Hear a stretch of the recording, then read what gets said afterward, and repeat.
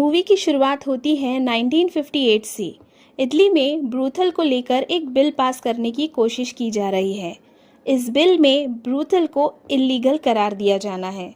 इस कहानी में हम मीमा को देखते हैं, जो एक खूबसूरत जवान लड़की होती है। उसका एक फियांसे होता है जिसका नाम नीनो है। ये दोनों सोचते हैं कि शादी से पहले किसी तरह पैसे इकट्ठा करके एक बिजनेस शुरू करेंगे और उसके बाद मैरिड लाइफ साथ में बिताएंगे। इन दोनों के पास ज़्यादा पैसे नहीं होते, इसीलिए नीनो के कहने पर वो 15 दिन के लिए एक ब्रूथल में प्रोस्टिट्यूट का काम करने जाती है। इस ब्रूथल की मैनेजर एक महिला होती है जिसका नाम मैडम कोलेट है।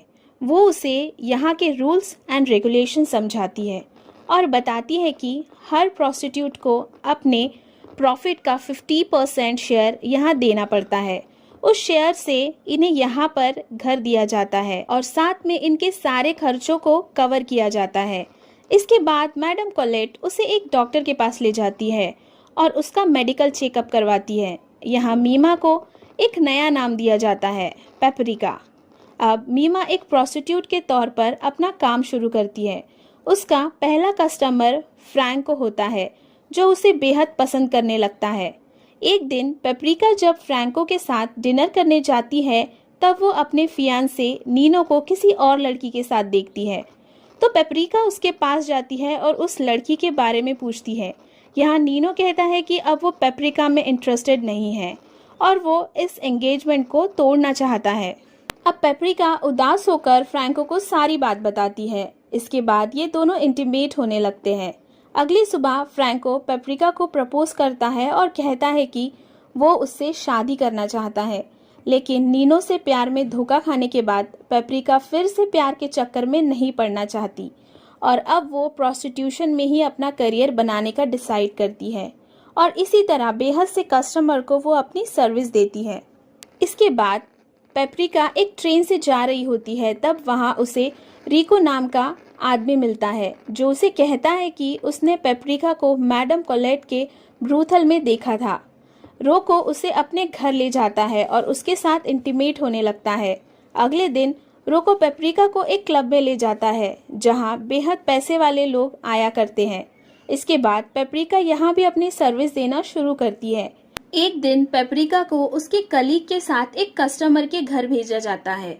इस घर में उसके साथ उसकी वाइफ भी होती है। यहाँ हम देखते हैं कि वो कस्टमर पेपरिका को अपनी वाइफ को थप्पड़ मारने को कहता है।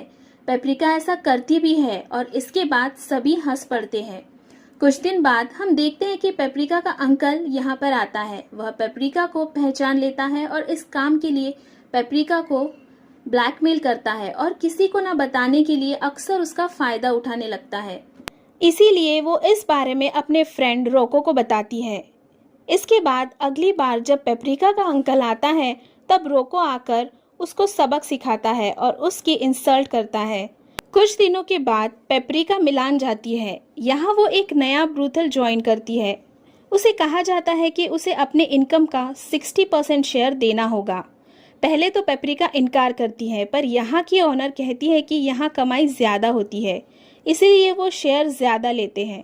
यहाँ बेस्तियानो पेपरिका को देख लेता है। बेस्तियानो एक 70 साल का व्यक्ति है, जो पेपरिका देखते ही उसे पसंद कर लेता है और उससे शादी करना चाहता है।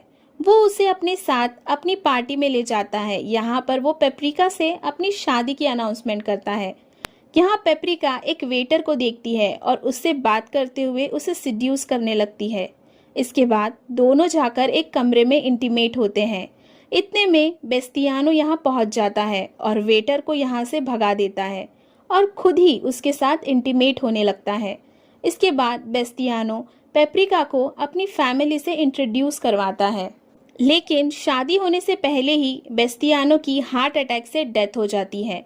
पेपरिका यहाँ कुछ खत पढ़ती है। इनमें से एक लेटर फ्रैंको का होता है, जिसमें लिखा होता है कि फ्रैंको पेपरिका से बहुत प्यार करता है।